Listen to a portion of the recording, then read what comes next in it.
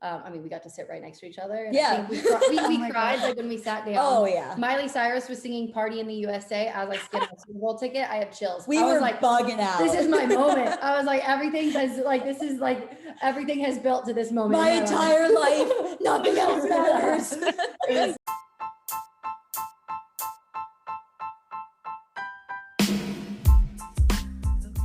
Hello, everyone, and welcome back to Women Changing the Game. I'm very, very excited to have two guests joining us for the first time on Women Changing the Game, not to mention some super awesome guests. They both are account executives in the ticket sales department for Super Bowl champions, the Tampa Bay Buccaneers. They recently also became one of TikTok's top sports content creators for sports business tips. Welcome, Skylar and Jamie. Hello. Hi. Thanks for having us. Thank you both for coming on. It's been great to connect with you guys through Women Changing the Game's TikTok, where I saw you guys were following me, and I was really excited. I was like, let me reach out to them and see if they wanted to come on. So it's great to see you in person, meet you in person, and ready to get some advice. Yeah, we're excited to be here.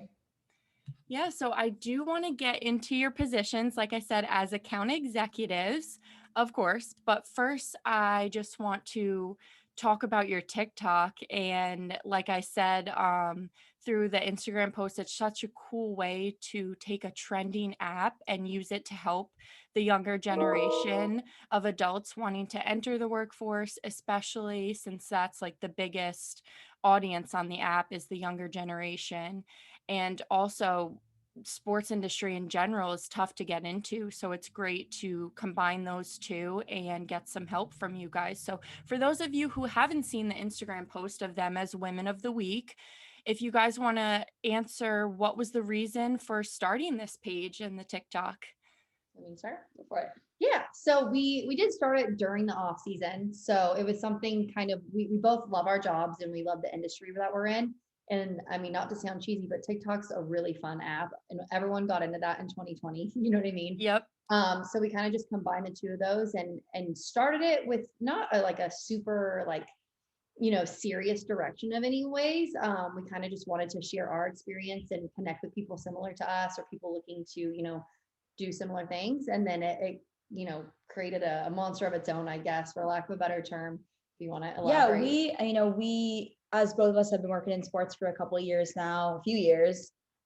We get messages on LinkedIn pretty consistently asking to connect or asking for advice and things like that. And it got to a point where, we were like, we can do this on TikTok and make it more of a public thing. We can help people in private all the time, but we can reach a lot more people this way. Yeah. So we kind of just decided to see what happened, and it all happened really fast and it started to grow, and we found this niche market, and it's been really fun. One of my favorite comments someone left early on was, "We love non-gatekeepers in the sports industry." Yes. Like, kind of what we've become from there. I'm like, wow, you put a term to it. You know what I mean? A lot of you can either be like, oh, I have this awesome job and be secret about it, or we can share our experience and find more people who want to do the same, make it more diverse, make it more inclusive. Yeah, I love that you guys say more diverse and more inclusive, and that's exactly how TikTok helps. It can reach such a huge audience, and like you said, it all happens so quickly. The app, like when you get on there, you can grow quickly, and the fact that you guys have had experience in sports, I think really shows that you are credible. So everybody now is looking to you to put out these tips, and it's cool that you can kind of put all this information that, like you said, people are asking you on the side and put it into one video so everyone can get it at once. So what a great thing. You guys are both very creative and you seem very hardworking. So that's great. And the willingness to be open, like you said, is very important. So aside from TikTok, you guys are account executives, and you guys are also TikTok famous, but your account executives is your day job. Tell us about what that entails and maybe run through a day in the life just for people who don't really know the department. So I'm going into my third season with the Bucks. Jamie's going into her second season. So obviously last year was different for everyone. With the Buccaneers alone, it was just a really, really different year because we did have some really exciting signings last offseason, which changed what our day-to-day looked like a lot. So before COVID and before signing Tom Brady, it was a lot more of, your average cold calling, more of a grind in regards to selling a team that people didn't necessarily wake up and say, you know what I want today? I'm going to go buy my season passes. We spent a lot of time creating group programs, trying to sell group tickets, season passes, as well as trying to set appointments and just, get people on the phone, really. Yeah. It was that face-to-face thing that we were trying to get people to come down to the stadium so we could, tell them about our season pass memberships, about our group programs, and truly sell them from there, as opposed to now the demand has kind of switched, where we kind of wish we had more seats in our stadium so everyone could come out and see the Super Bowl champs. So it's a good problem to have these days, for sure. I was an account executive in both the NBA and the NFL. So one thing I've noticed, it's pretty obvious, NBA was very game heavy. So I felt like I lived at the stadium. I lived at the arena at the time. And now with the NFL, like game days are like always, they're a little more few and far between. So it's a little bit more heavy on like events. Like we just had our draft party. It's a little bit different.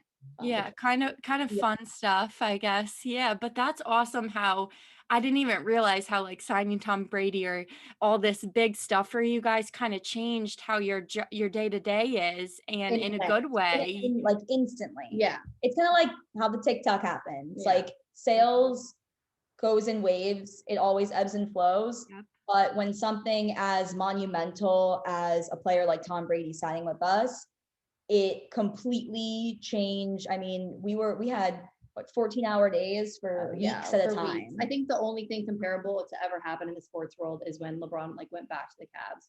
You know what I mean? Like there's really nothing that, and this was even bigger. Like with COVID and with the pandemic happening at the same time, it was like the perfect storm. It was crazy. It was our second day working from home. Like it was, and everyone else was sitting at home just looking at the news. So yeah. Crazy year for you guys, but exciting. And it's interesting how the pandemic, such a tough time, but people have learned so much. And I think a lot of people have grown so much. And definitely you guys have. So if you guys want to also, maybe one of you could answer your favorite part about your job and then the most challenging part about the job. You want to say favorite? Yeah, we were just talking about this before, and it was cool because I brought up the draft party. We were just at the draft party, and it's a good example of that. I got to see some of my clients that, especially this season, because I've only talked to them on the phone, and I was kind of tripped out because they recognized me by my voice and came up and they're like, "You're Jamie, like it's so great to meet you," and they were so happy to like be a part of the crew, to be at the draft party, our members only event, to have that special moment with their family or their clients. And so when you can like actually bring joy and like, I know that sounds so cheesy, the impact, but it's truly an impact on a lot of people. Like if you think of some of your most fond memories growing up or with your family, it's usually like, at least for me, I'm kind of crazy, it's at a sports game, and so we get to have those moments with the individuals in our community, and it's we just get to make special. those happen. It's so cool, and we get the thank yous from them, even though we're like, no, thank you for being a part of it. It's very positive. Rewarding feeling for sure, it seems like. And then when it comes to most challenging, definitely a little bit easier to speak on pre-COVID, back to like in our previous normalcy. Sales, pre-Tom Brady.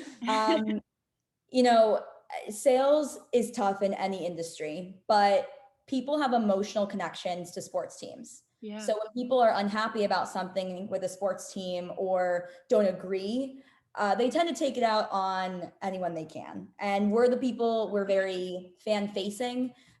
We have a lot of, face-to-face or on the phone conversations with these everyday fans, these passionate fans. And some of them can be a little mean sometimes. You got to have a thick skin. It's also, you're selling a team that's not doing so hot. It's a really hard sell. So it's a grind and it's challenging, but you don't get into sales in sports because it's easy. You get it because you want to overcome the challenge of doing it, Yeah. And I feel like those kind of go hand in hand because the challenges come along, like with what you said was your favorite part, the rewarding feeling after. you know, and seeing those people who do really care and who want to put a face to the name, that's the exciting part. And then you think about it, that's why you do it. And that's why you go through those challenges of dealing with the people who maybe aren't so happy.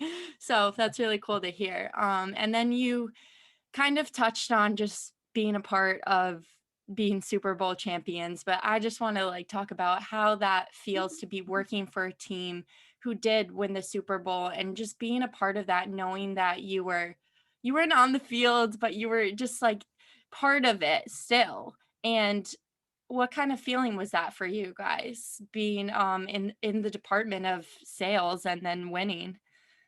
I think when you work for any professional team, you always dream, regardless of what department you're in. Obviously, if you're on the field or off the field, you dream to win the championship. Yeah. So, I mean, we're both very early on in our careers. So I feel very fortunate to work for the Buccaneers to where they allowed us to attend the game as fans and to really experience it, and be a part of the team that won a Super Bowl. It's truly like on so many different levels was so historic. I mean, we got to sit right next to each other. And I think we cried like when we sat down. Oh yeah. Miley Cyrus was singing "Party in the USA" as I skinned my Super Bowl ticket. I have chills. We I was were like, bugging out. this is my moment. I was like, everything has built to this moment. My entire life. Nothing else matters. For one, being a sports fan in general, even being there is amazing. To actually be a part of the team, like we are Buccaneers, you know what I mean? We're a part of the organization was just Exactly. I'll let you share what you think too. I mean, you know, like, no, we weren't on the field, you know, but. Oh yeah, our comments like to remind us that. I don't know if you've ever read our Really? comments. Like, Well, we're not on the field. Well, yes, I did not throw the pass. is this TikTok? Because Yeah. some people on TikTok, I don't even know. Some people on TikTok can be the meanest, or Or you you to the wrong side of the For You page, and it has a mind of its own. But it you know, depends. we're not on the field. But we also know that we are a part of the Buccaneers family, and even more so, like with this last year, not only are we Super Bowl champions, but we were also #1 in customer service. #1 in sales for general seats and club seats. So we were our own champions at the same time. Like, yeah, the players won. They are the world champions for the game. But we in the front office. and we were the champions in the front office too. Yeah. So you know, the whole year really came full circle, and it was euphoric. I don't think there's any other word to describe it. No, that excited me, you guys. You explaining it with Miley Cyrus and everything. I got excited. So, and I'm not even a fan of Tampa Bay, but I would be freaking out. Wow, that's really cool. And then also, I love how you said, like in your department, you guys were the champions, because that's important too. That's, you know, the whole thing of it. And crazy how that people are commenting you guys aren't on the field or whatever. It's so funny, honestly. You just have to laugh at that kind of stuff. Just have a sense of humor about it for sure. So now did you guys come from a sports background? I know, Jamie, you touched on that. You always, you know, have loved sports, but did you play sports? Did you always work in sports? Tell us about your background, each of you, in sports, because some people think that you do have to come from a background in sports, and I think it's important to know that you don't, but also it's cool if you do. So either one. Yeah, I mean, my background starts back when I was 7 years old. Like the PB football program, the Orangeville Huskies in Northern California. My dad coached the team there. My mom was a coach for the cheer side. My brother played. My sister cheered. So we were really, you know, tight knit in that like football and cheer community. And then I, you know, cheered competitively all the way up through college. And I also played lacrosse in high school. I was the stat girl for the football team, always highly involved in football. I actually started cheer because they didn't let girls play football back when I was 7 years old. And I went with my brother, but you know, cheer kind of fit me better anyway. So it's okay. So I was always really involved in college. I you know, with the cheer team, I also got me my first internship with the athletic program. So that was a really nice end for me there. So sports have been a huge part of mine and my family's lives. We were season pass or season ticket members, as they call it, with the Sacramento Kings when I was younger as well. So it's always kind of been in my world, I guess you could say. Yeah. I have like the complete opposite story, honestly. So I love that though. We can get a comparison now. Yeah, no, for sure. Jamie and I, there's a lot of things where we're like similar in a lot of ways, but there are some insane But I grew up in Maryland. My family we'd been grandfathered into Washington football team tickets my whole life. But I was like, they had to drag me by my ears to go to a sporting event. Like literally, like, no, thank you. That's funny. But growing up, I really didn't play sports. I have rheumatoid arthritis, so sports wasn't really an option for me, especially like middle school, high school, when it's really what everyone was doing. So I was working in radio when I was in college. I was in promotions, and through networking, I got connected with a woman who was working for the Redskins, Washington football team, and she connected me with the Buccaneers. And I actually really just through networking fell into a game day role in the corporate partnerships activation department with the Bucs. And at that point, I walked out into one game and I was like, this is better than anything I've ever imagined. And if I can work in any capacity close to this stadium, this place, then I will be happy. Wow. So my goal from that point on was literally just, I am going to be back with the Buccaneers one day. And here we are. Wow.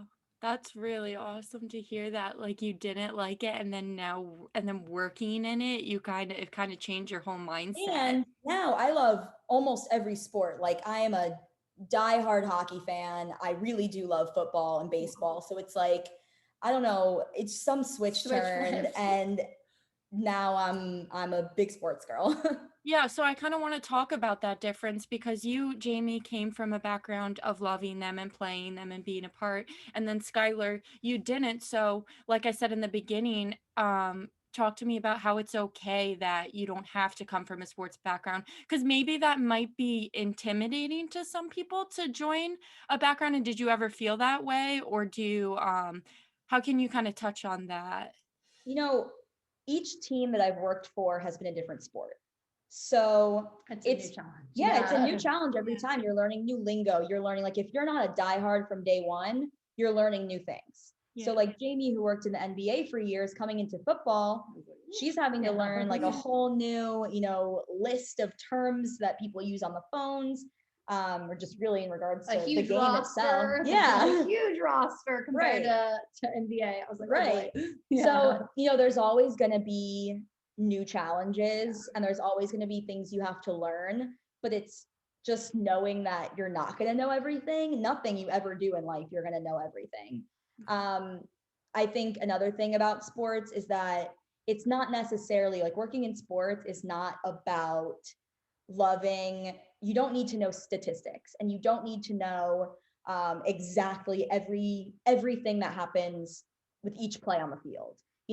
It's more about that whole game day experience, and really just like the whole thing as a I don't know. Yeah, it's like a total organization. Yeah. It's a company. I mean, obviously the team on the field is the focal point, but there's so many other aspects than just the team. And I think that's a good way to look at it if it comes off as intimidating. You know what I mean? Like kind of, you can break it apart a little bit.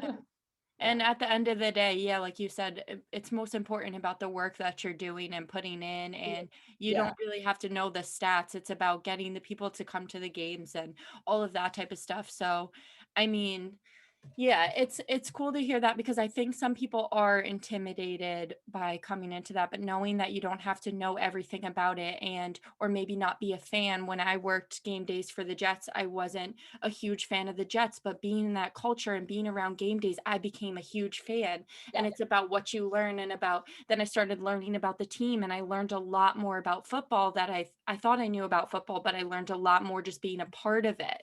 So 100% agree with that.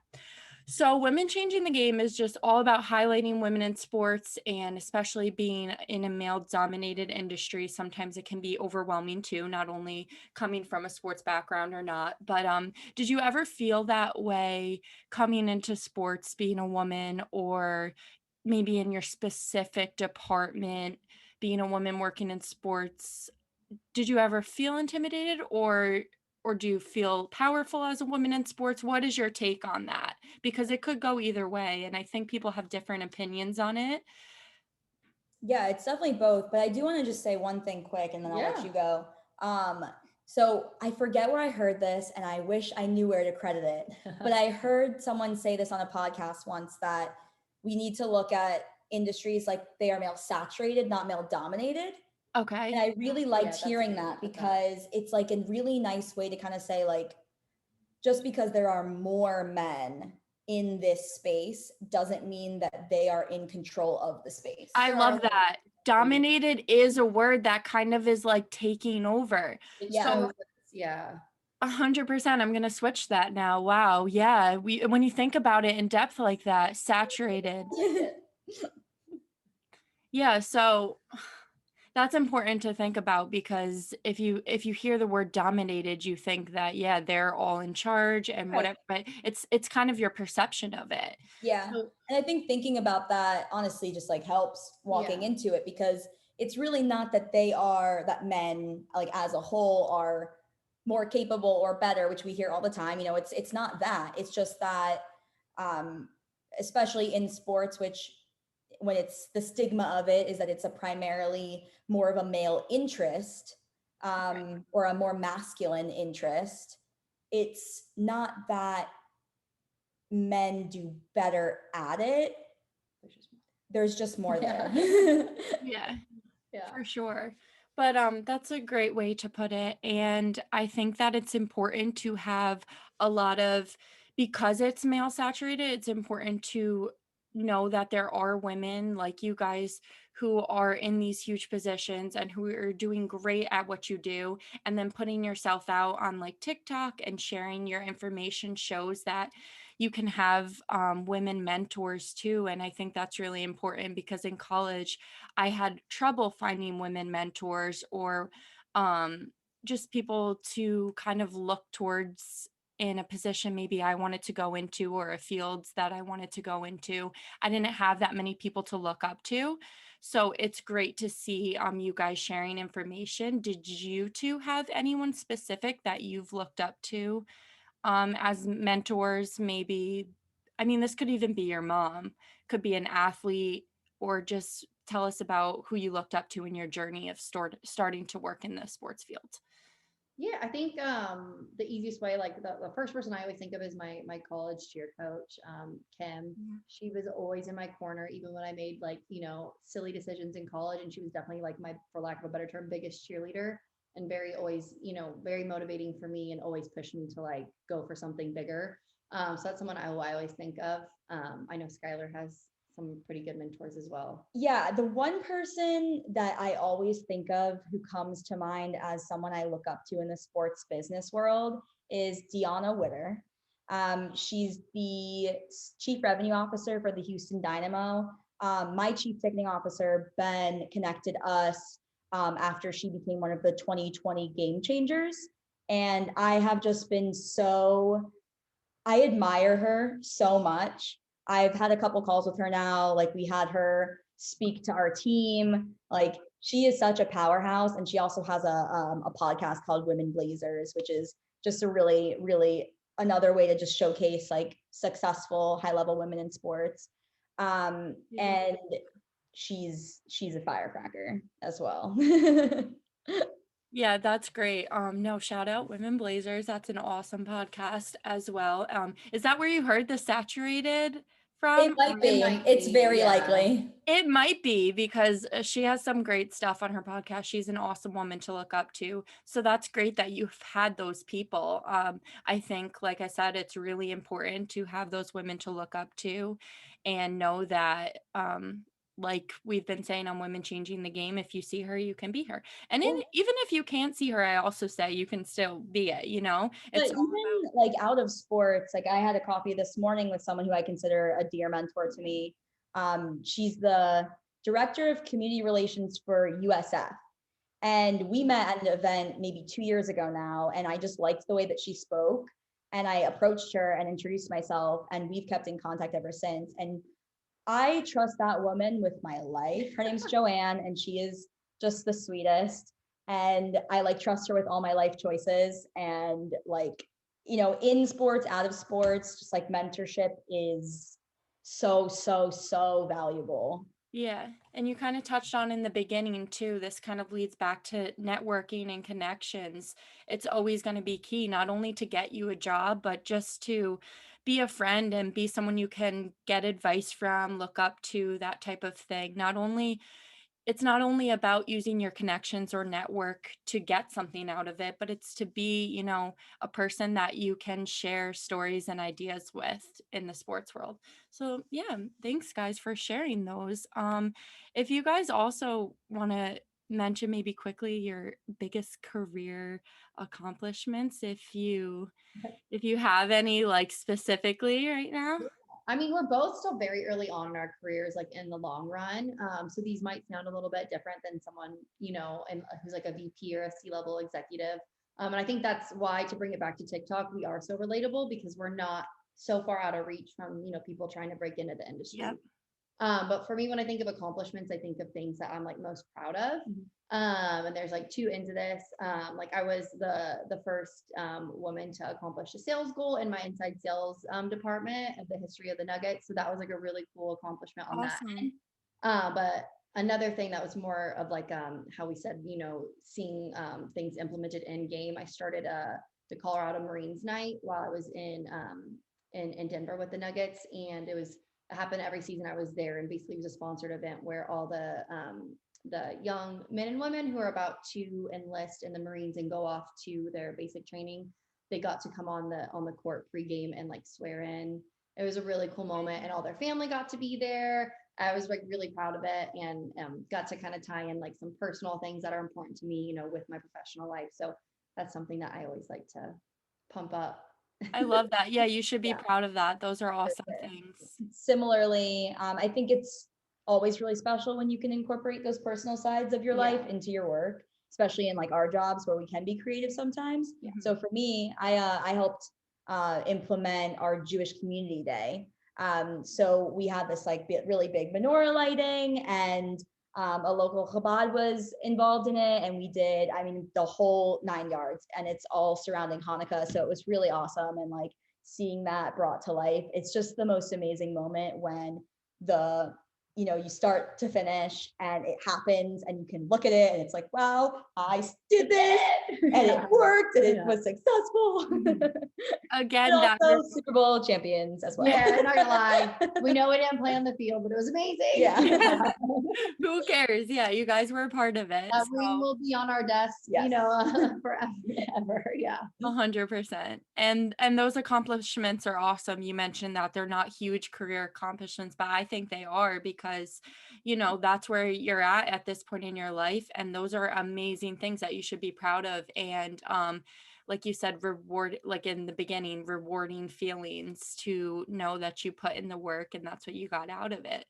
So I'd love to just ask you now at the end, last question, final piece of advice. Maybe one of you could do final piece of advice for girls wanting to be specifically account executives with an NFL team. And then maybe one of you could do advice for girls wanting to enter the sports field in general. They might be similar, but Yeah. Yeah. You want me to start? Yeah, go for it.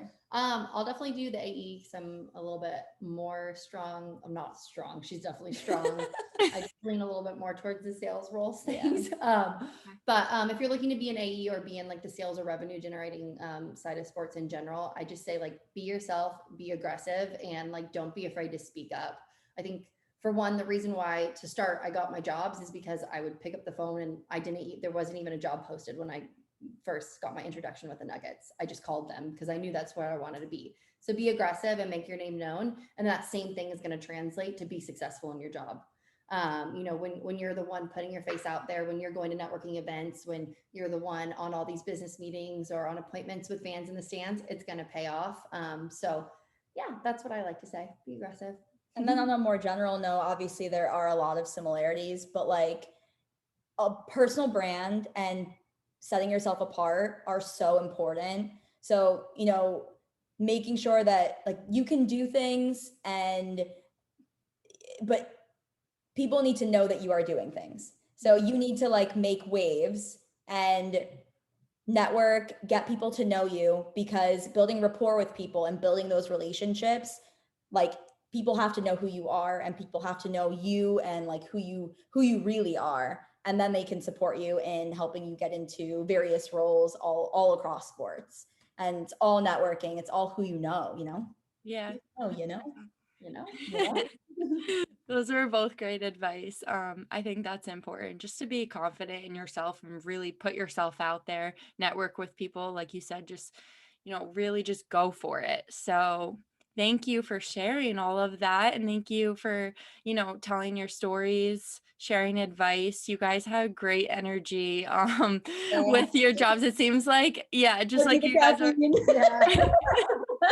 You guys are excited about what you do, which is awesome to see. And yeah, thank you again for coming on and sharing everything and being these TikTok stars that you are. Of course. Yeah. All the day's work. All right. So we'll see you next time on Women Changing the Game.